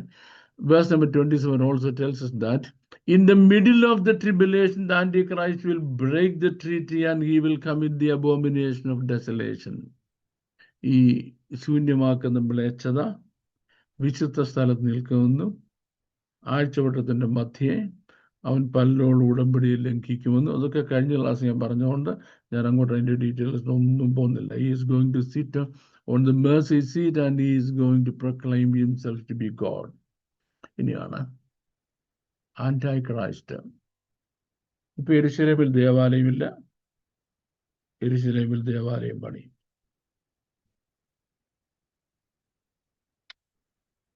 ഈ രണ്ടാമത്തെ ദേവാലയത്തിൽ മേഴ്സി സീറ്റ് ഇല്ലായിരുന്നു, കൃപാസനമില്ലായിരുന്നു. The third temple is going to have a mercy seat. ആ മേഴ്സി സീറ്റിൽ ആന്റൈക്രൈസ്റ്റ് ഇരിക്കും. ആന്റൈക്രൈസ്റ്റ് എന്ത് ചെയ്യും? എന്റെ വേർഡ്സ് ശ്രദ്ധിക്കണേ. He will proclaim himself to be God. Proclaim himself to be God does not mean he will declare himself to be God. നിങ്ങൾ ഉറങ്ങിയാൽ നിങ്ങൾക്ക് ഒന്നും മനസ്സിലാകത്തില്ല. ചാക്കോ പാസ്റ്ററെ ഒന്ന് ഉഷാറായിക്കേ. റൈറ്റ്. നല്ലൊരു കട്ടൻ കാപ്പി കിട്ടുകൊണ്ട് വേണം കൊച്ചുകുളപ്പക്കാലത്ത് ഇരിക്കാൻ കണ്ടത്, എങ്കിലും മനസ്സിലാകുന്നു. ഇതുപോലെ അടുത്ത പ്രാവശ്യം നമുക്ക് ചക്കര മേടിക്കാം. ചക്കര കാപ്പി കിട്ടുകൊണ്ട് ഇരിക്കാം. എന്നിട്ട് പറയട്ടെ, Antichrist will declare himself to be God, proclaim himself to be God, does not say he will declare himself to be God. ഈ വേർഡ്സ് എല്ലാം പൊരുൾ തിരിച്ച് മനസ്സിലാക്കണം. Proclaim himself to be God, but he will not declare himself to be God. വ്യത്യാസം ഞാൻ പറയാൻ പോവാ. നമ്മുടെ വാഴ്ത്തപ്പെട്ട കർത്താവ് തൻ്റെ ഐഹിക ജീവിതകാലത്ത് ഒരിക്കൽ പോലും ഞാനാണ് ദൈവം, എന്നെ നമസ്കരിക്കാം. ഇനി മുതൽ യെരൂശലേം ദേവാലയത്തിൽ പോകണ്ട, ഞാനാണ് ദൈവം, നമസ്കരിച്ചാൽ മതി എന്ന് ഒരിക്കൽ പോലും ഡിക്ലെയർ ചെയ്തില്ല. ഇങ്ങനെ പറയുന്നത് ഡിക്ലെയർ, എന്തോ പ്രഖ്യാപിക്കുക. ഇയാൾ എന്ത് ചെയ്തു? He proclaimed himself. എന്തോ പ്രൊക്ലെയിം എന്ന് പറഞ്ഞാൽ ആ അവകാശവാദം സ്ഥിരീകരിച്ചു. വാഗൊണ്ട് പറഞ്ഞില്ല, പിന്നെന്ത് ചെയ്തു? അവകാശവാദം വ്യക്തമാക്കി. ശ്രദ്ധിച്ചോണം. At the point he turns on the Jews in order to exterminate them, killing over 2/3 of the Jews in the land of Israel. ഇനി ഈ യഹൂദന്മാരോടുള്ള ട്രീറ്റ് ബ്രേക്ക് ചെയ്തിട്ടാണ് യെരൂശലേമിലുള്ള 2/3 യഹൂദന്മാരെ അയാൾ കൊന്നുകളയുന്നത്. The remnants that left realized that Jesus was the true Messiah. ബാക്കിയുള്ള 1/3 നമ്മുടെ കർത്താവാണ് ശരിയായ മശിഹ എന്ന് മനസ്സിലാക്കുന്നവര്. They repent, they pray for his return, and Jesus returns to usher in the millennium. അവര് അനുദപിക്കും, പ്രാർത്ഥിക്കും. നമ്മുടെ വാഴ്ത്തപ്പെട്ട കർത്താവ് തന്റെ മില്ലേനിയം റൂളിന് വേണ്ടി ഇറങ്ങി വരും. And now you understand the prophecy known as the 70 weeks of Daniel. ഇതിനാണ് ദാനിയേലിന്റെ 70 weeks എന്ന് പറയുന്നത്. Now, this morning we are going to continue talking about the Antichrist, and I'm going to dispel a popular myth. ഈ Antichrist ആരാണ് എന്നുള്ളതിനെ പറ്റി നമ്മുടെ നമുക്ക് കുറച്ചുകൂടെ പറഞ്ഞ പ്രൊട്ടസ്റ്റന്റ് ക്രിസ്ത്യൻ വേൾഡിൽ നിലവിലിരിക്കുന്ന ചില ധാരണയുണ്ട്. ആ ധാരണ എന്നറിയാമോ? most scholars believe that Antichrist will be a European who rises to power within the revived Roman Empire. The Roman Empire will be revived someday, the mighty Roman Empire that crucified Jesus once upon a time. That Roman Empire will be revived, and the ruler of the Roman Empire is going to be the Antichrist, because വരുവാനിരിക്കുന്ന പ്രഭുവിന്റെ ജനം. ഏത് പ്രഭുവിന്റെ ജനമാണ് യേശു ക്രിസ്തുവിനെ കൊന്നതും യെരൂശലേമിനെ നശിപ്പിച്ചതും? ഏത് പ്രഭുവിന്റെ ജനമാണ്? Yes, the people of the Roman Empire. So the prince is certainly the Roman emperor. The people are his soldiers, his people. അങ്ങനെയാണെങ്കിൽ വരുവാനിരിക്കുന്ന പ്രഭുവിന്റെ ജനം യെരൂശലേമിനെ നശിപ്പിക്കുന്നു. അവരാണ് യെരൂശലേമിനെ നശിപ്പിക്കേണ്ടത്. ഈ വാക്യം വായിച്ചിട്ട നമ്മുടെ ഫാദേഴ്സ്, നമ്മുടെ സ്പിരിച്വൽ ഫാദേഴ്സ് എന്തോ പറഞ്ഞു? റോമൻ സാമ്രാജ്യം, ഇപ്പൊ കെട്ടുപോയ റോമൻ സാമ്രാജ്യം, it will be revived, and the parties or nations or powers connected with it will bring forward a leader called the Antichrist, and his people will be destroying the temple of Jerusalem as well as destroying the people of Israel. That is the traditional and most popular position among the premillennial scholars. അപ്പം നമ്മുടെ വാഴ്ത്തപ്പെട്ട കർത്താവ് ഈ മില്ലേനിയത്തിന് മുമ്പ് വരും എന്ന് പറയുന്ന scholars വിശ്വസിക്കുന്നത് ഇതാണ്: Roman Empire will be revived, and Antichrist will come, Jesus will come to destroy him.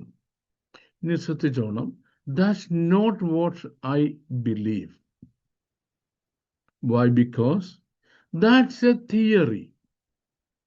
How many of you follow me? That's a theory. Come on. That's a theory. There's one thing I want to tell you very specifically. When you study the Bible, don't follow a theory. Don't ever follow a theory. വേദപുസ്തകം പഠിക്കുമ്പോൾ ഒരു തിയറിയെയും നിങ്ങൾ follow ചെയ്യരുത്. Why? Because every theory is man-made. Every theory is man-made. And secondly, every theory is arbitrary. Arbitrary എന്ന് പറഞ്ഞാൽ ഒരാൾക്ക് ഇങ്ങനെയും വേറൊരാൾക്ക് അങ്ങനെയും പറയാൻ കാര്യത്തിനാണ് തിയറി എന്ന് പറയുന്നത്. And every theory can be disputed or questioned with another theory. എല്ലാ തിയറിയെയും വേറൊരു തിയറി കൊണ്ട് നമുക്ക് ഡിസ്പ്യൂട്ട് ചെയ്യാം, അല്ലെങ്കിൽ നമുക്ക് ക്വസ്റ്റ്യൻ ചെയ്യാം. Are you with me? I can't be slower than this. Anu സാറേ, സാറൊന്ന് ആക്റ്റീവ് ആയിക്കേ. സാറിങ്ങനെ ഉണ്ടായിരിക്കും നമ്മുടെ ക്ലാസ്സിൽ ഉഷാറില്ലാത്തതെന്ന്. Okay. So tell me once again, that's a theory. That's a theory. That means it is man-made. ലോകാവസാനം എങ്ങനെ ആയിരിക്കണം എന്നുള്ളതിനെ പറ്റി സ്വർഗസ്ഥനായ ദൈവം തീരുമാനിച്ച് തൻ്റെ പുസ്തകത്തിൽ എഴുതി വച്ചിരിക്കുന്ന കാര്യങ്ങൾ man-made അല്ല.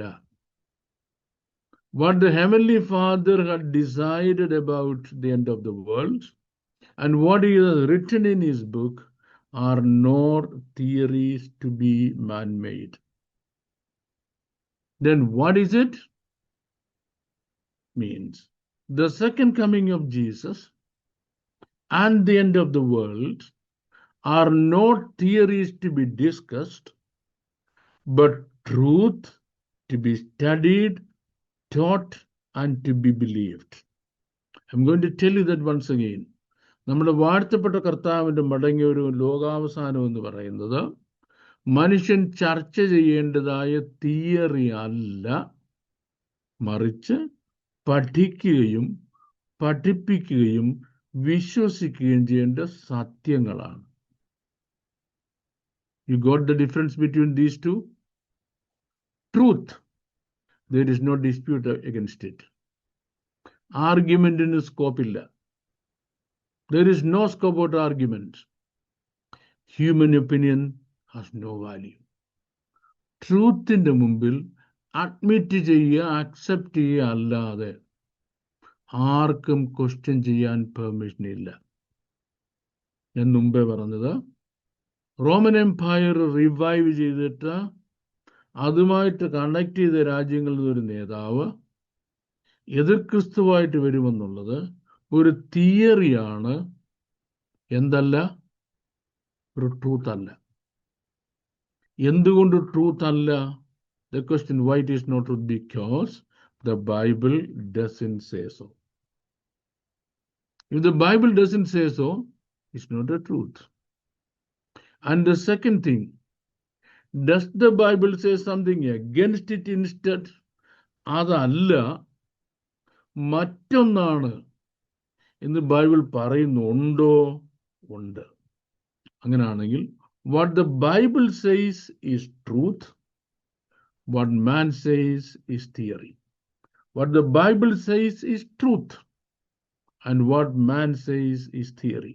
ബൈബിൾ പറയുന്ന ട്രൂത്തും മനുഷ്യൻ പറയുന്നത് മുഴുവനും തിയറിയുമാണ്. So come to the point. That's where we are now standing. നമ്മളിപ്പം വന്ന് നിൽക്കുന്ന നമ്മുടെ ഫൈനൽ പോയിന്റ് എന്ന് പറയുന്നത് ഞാനിപ്പം നിങ്ങളോട് പറഞ്ഞ ഈ കാര്യമാണ്. This is where we are now standing. What's the point where we are standing? ഈ പറഞ്ഞത് എന്താണ്? It's only a theory, it's not the truth. Then the thing, we have to find out what the truth is. We have to find out what the truth is. Now, how can we find out what the truth is?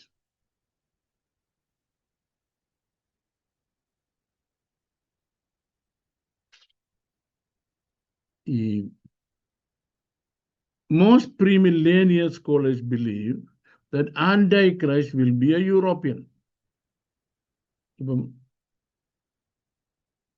Millennium റൂളിന് വേണ്ടി കർത്താവ് വരുമെന്ന് വിശ്വസിക്കുന്ന ആളുകൾ anti Christ ഒരു European ആണെന്നാണ് വിശ്വസിക്കുന്നത്. ഞാൻ പറഞ്ഞു probably an Italian who rises to power from within the revived Roman Empire. Roman എംപയറിനെ ശക്തീകരിച്ച് അതിൽ നിന്ന് വരുമെന്നല്ലേ പറഞ്ഞത്.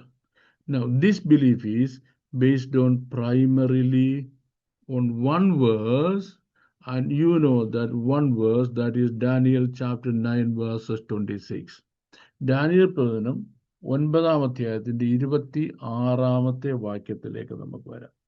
26-ാമത്തെ വാക്യത്തിൽ 62 ആഴ്ചവട്ടം കൊണ്ട് അതിനെ വീതിയും കിടങ്ങുമായി കഷ്ടകാലങ്ങൾ തന്നെ വീണ്ടും പണിയും. 62 ആഴ്ചവട്ടം കഴിഞ്ഞിട്ട് അഭിഷേക്തം ചെയ്തിരിക്കുമ്പോൾ അവൻ ആരുമില്ലെന്ന് വരും. പിന്നെ വരുവാനിരിക്കുന്ന പ്രഭുവിന്റെ പടജനം നഗരത്തെയും വിശുദ്ധ മന്ദിരത്തെയും നശിപ്പിക്കും. വരുവാനിരിക്കുന്ന പ്രഭുവിന്റെ പടജനം. അപ്പം വരുവാനിരിക്കുന്ന പ്രഭുവിന്റെ പടജനമെന്ന് അവിടെ പറഞ്ഞിരിക്കുന്നത്, ഡാനിയേൽ പറഞ്ഞത് AD 70 ഫുൾഫിൽഡായി. AD 70 എങ്ങനെ ഫുൾഫിൽഡായി? ടൈറ്റസ് സീസർ, റോമൻ എംപറർ, അയാളുടെ പട്ടാളക്കാരെ വിട്ട യെരുശലേം ഇടിച്ചുകൊണ്ട് അത് സംഭവിച്ചു. അപ്പോൾ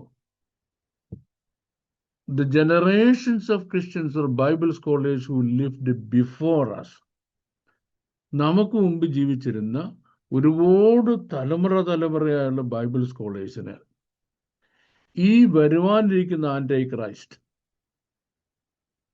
ഈ റോമൻ സാമ്രാജ്യവും അതിൻ്റെ ഭരണാധികാരിയും അല്ലാതെ വേറൊരാളാണെന്ന് ചിന്തിക്കുവാൻ അവർക്ക് കഴിയത്തില്ലായിരുന്നു. And there were lots of aspects to it. In fact, this is one of the aspects. So go ahead and turn with me, if you would like, to Daniel 26 and follow along with Isaiah. ഞാൻ ഈ വായിച്ച കാര്യങ്ങൾ Daniel 9:26 വായിച്ചോണം. This verse, and after 70 in 2 weeks till the Messiah cut off. ഞാൻ വായിച്ചു. മഷിയ ഛേദിക്കപ്പെട്ട് കഴിഞ്ഞിട്ട് തനിക്ക് വേണ്ടി അല്ലെന്ന് പറഞ്ഞു.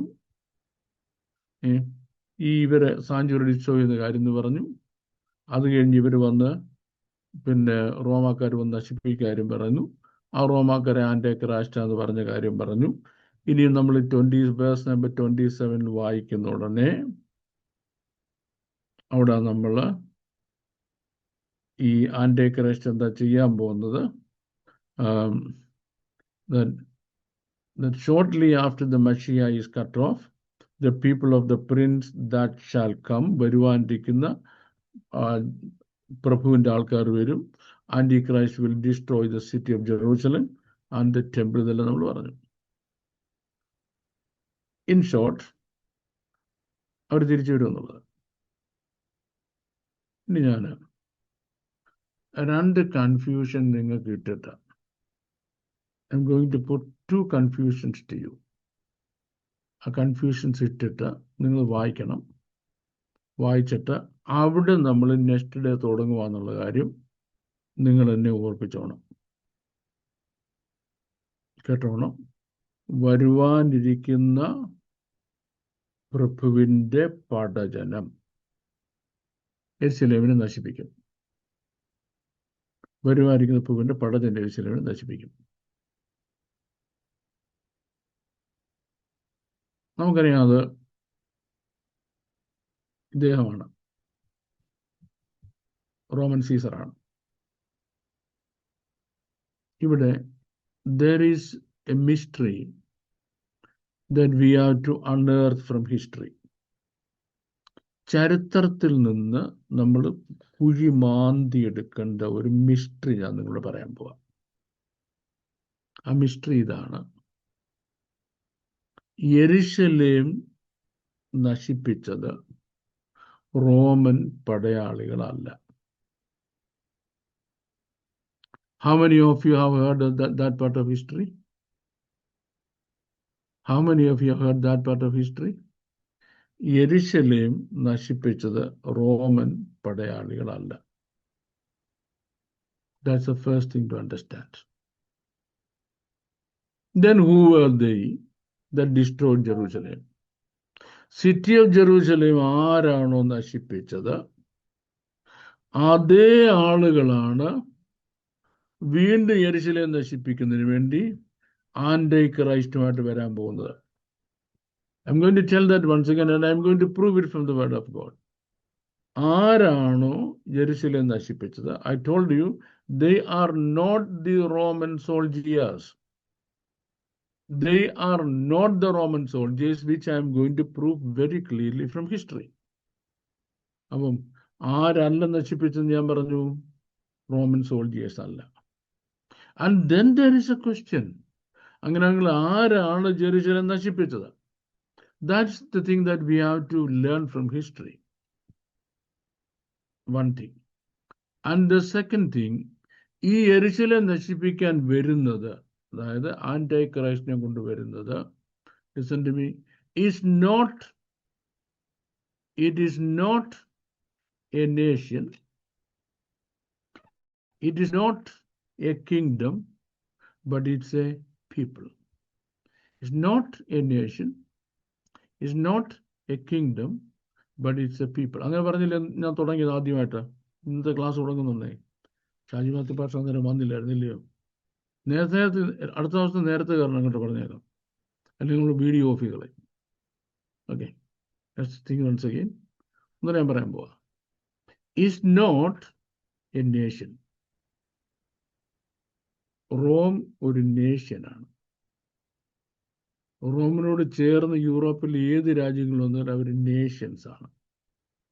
നേഷൻസ് ഉള്ളതിന് ഹീബ്രുവിൽ പറഞ്ഞിരിക്കുന്നത് ഗോയീം, GOEY, ഗോയി, GOY ഗോയി, ഗോയീം, GOY ഗോയി അല്ല ഗോയീം.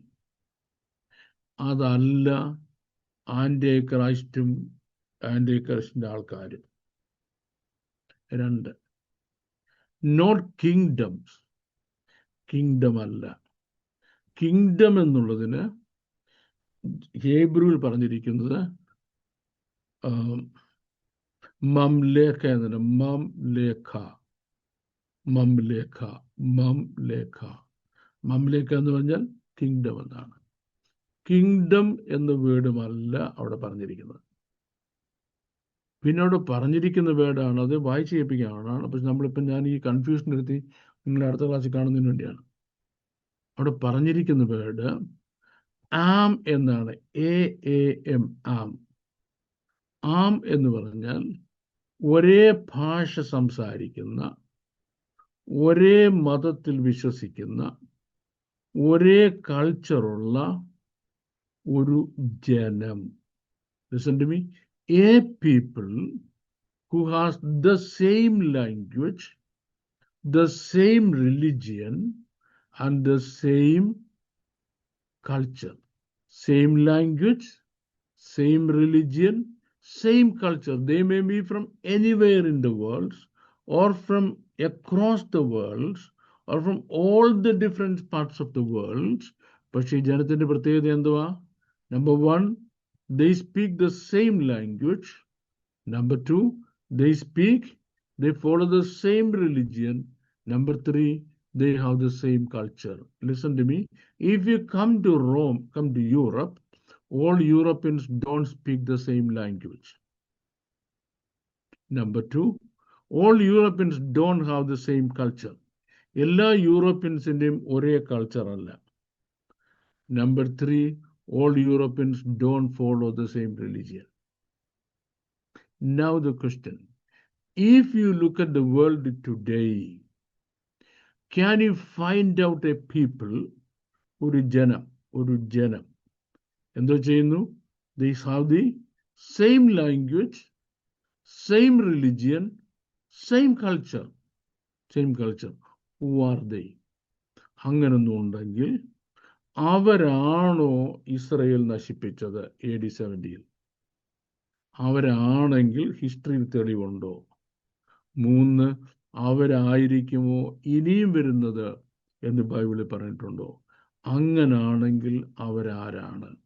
they are the confederation of the Islamic nations and Islamic people and Islamic faith and Islam world all over.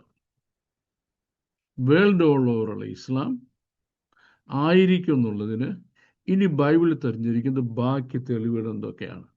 ഇപ്പം ഞാൻ പറഞ്ഞു വേൾഡ് ഓൾ ഓവറുള്ള ഇസ്ലാം ആയിരിക്കും ആൻറ്റി ക്രൈസ്റ്റിനെ കൊണ്ടുവരുന്ന വേൾഡ് പവർ എന്നുള്ളത് ബൈബിൾ പറഞ്ഞിട്ടുണ്ടോ? ആ സെയിം ഇൻഡിക്കേഷൻ തന്നിട്ടുണ്ടോ? ഉണ്ടെങ്കിൽ എന്തൊക്കെയാണ്? What are the words being used in it? That's what if the Lord gives me health and strength and the Lord doesn't happen to come back in the meantime, we will be endeavoring to look into it in the next class. ദൈവം എനിക്ക് ബലം തരികയാണെങ്കിൽ, ഈ ആഴ്ച കർത്താവ് വരുന്നുമില്ലെങ്കിൽ നമുക്ക് അടുത്ത ആഴ്ച ഞാൻ ഈ പറഞ്ഞ ഭാഗത്തു നിന്ന് നമുക്ക് മുന്നോട്ട് പോകണം. ദൈവം നിങ്ങളെല്ലാം അനുഗ്രഹിക്കുമാറാകട്ടെ. 69 ആഴ്ചവട്ടം കഴിഞ്ഞപ്പോൾ അഭിഷക്തൻ ഛേദിക്കപ്പെട്ടു. അപ്പോ അതിനുശേഷമാണല്ലോ സഭ രൂപപ്പെട്ടത്. അപ്പോ ഇതിനെ നമ്മൾ ബ്രാക്കറ്റിൽ പീരീഡ് എന്ന് പറയുന്നു. അപ്പോ ഈ ബ്രാക്കറ്റിൽ പീരീഡ് എന്ന് പറയുന്ന ഇത് ഹീബ്രുവില് മുൻപ് എവിടെയെങ്കിലും ഇങ്ങനെ ഒരു ബ്രാക്കറ്റ് പീരീഡ് വരും എന്ന് സൂചന തന്നിട്ടുണ്ടോ? അതിനെക്കുറിച്ച് അറിയും. ഉണ്ട്. അതിനെപ്പറ്റിയൊരു സൂചന തന്നിരിക്കുന്നത് നമുക്ക് ഇപ്പോഴാണ് നമുക്ക് വെളിപ്പെട്ട് വരുന്നത്. ഒരുപാട് വർഷങ്ങൾക്ക് നമ്മൾ വെളിപ്പെട്ടിട്ടില്ല. ഒരുപാട് വർഷങ്ങൾ വെളിപ്പെട്ട് വരില്ല.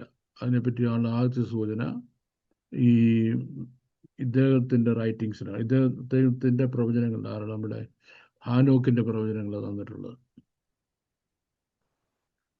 അത് 3 വർഷങ്ങൾ, നൂറ്റാണ്ടുകൾ അത് മറഞ്ഞിരിക്കുകയായിരുന്നു. ഇപ്പോഴാണ് അത് പുറത്തു വരുന്നത്.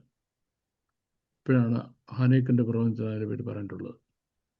വാസ് ദ ഫസ്റ്റ് മാൻ. അത് നൂറ്റാണ്ടുകൾ, സഹസ്രാബ്ദങ്ങൾ മറഞ്ഞിരുന്നുകൊണ്ട് ആൾക്കാർക്ക് അറിയത്തില്ലായിരുന്നു. Yes, thank you. That's the answer. Yes.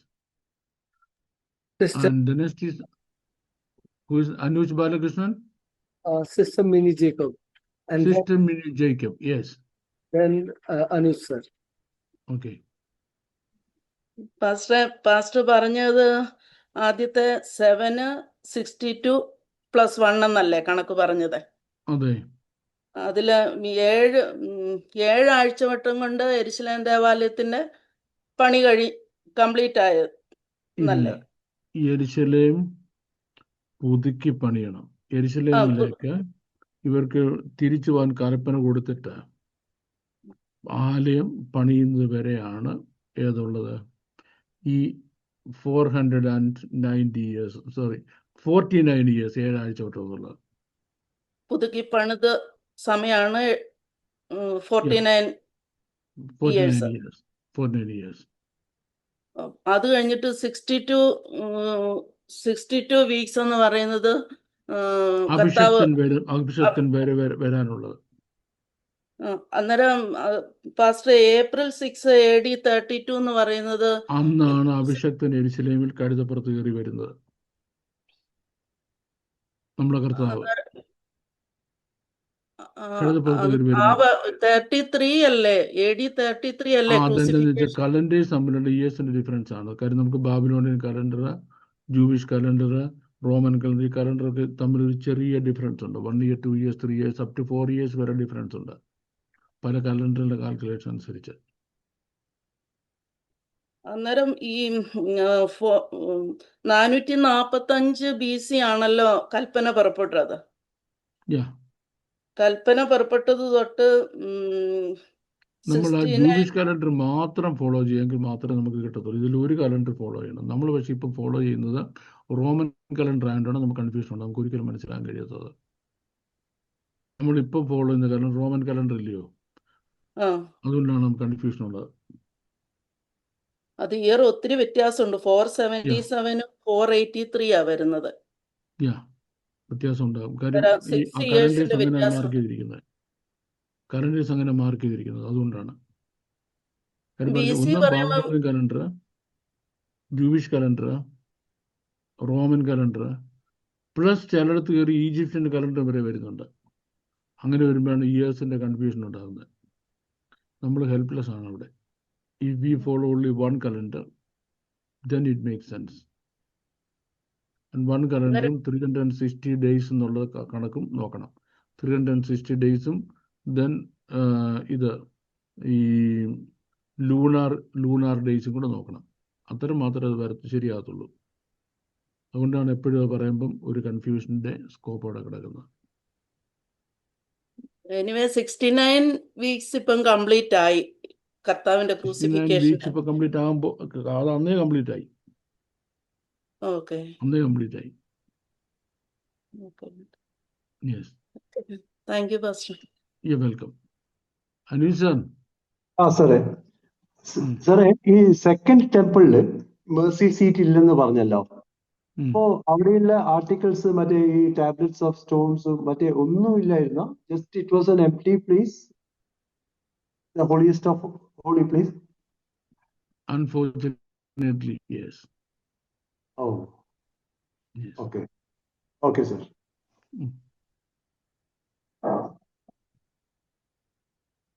Okay. ഇനി നമ്മുടെ സജി പാസ്റ്റ് ഉണ്ട്. സജി പാസ്റ്റ് ഹാൻഡ് സിമ്പിൾ കാണിക്കത്തില്ല, റിയൽ ഹാൻഡ് ഇങ്ങനെ കാണിക്കത്തേ ഉള്ളൂ. സജി പാസ്റ്റ് ഇന്ന് കാണാം. Yes yes yes yes, please unmute Saji Amboori. Sure, sir. Okay, Saji pastor പറഞ്ഞിട്ട്. സാറേ, ഈ മശിഹയ്ക്ക് ആരുമില്ലെന്ന് വരുമെന്ന് പറയുന്നത് ട്രാൻസ്ലേഷനിലുള്ള അത് തെറ്റാണ്. ആരുമില്ലെന്നല്ല, നോട്ട് ഫോർ ഹിംസെൽഫ്. മശിഹ ക്രൂശിക്കപ്പെടുന്നത് അതിന്റെ കാരണക്കാരൻ താനല്ലെന്നാണ്. ഓക്കെ. മശിഹ എന്തെങ്കിലും തെറ്റ് ചെയ്താലല്ല ക്രൂശിക്കപ്പെടുന്നതാണ്. കാരണം മലയാളത്തിൽ നമ്മൾ വായിക്കുമ്പോ ആരുമില്ല, മശിഹയ്ക്ക് ആരുമില്ല. എന്തോ ചെയ്യാം, അങ്ങനെയൊക്കെ എഴുതി വെച്ചാൽ ഞാനിപ്പോ എന്തോ ചെയ്യും? എന്റെ പാസ്റ്ററെ, നമുക്ക് എന്ത് ചെയ്യാൻ പറ്റും? തമിഴ്മാർ നമ്മാലും ഒന്നുമേ ചെയ്യ മുടിയാതെ. ഇല്ലേ ഷാജി പാസ്റ്ററെ? ഷാജി പാസ്റ്റർക്ക് എന്റെ തമിഴ് ട്രാൻസ്ലേഷൻ അറിയാവുന്നത്. Okay, great. So I believe most of our questions, or all of our questions are over today. Great to see all of you. May the Lord bless all of you abundantly, exceedingly.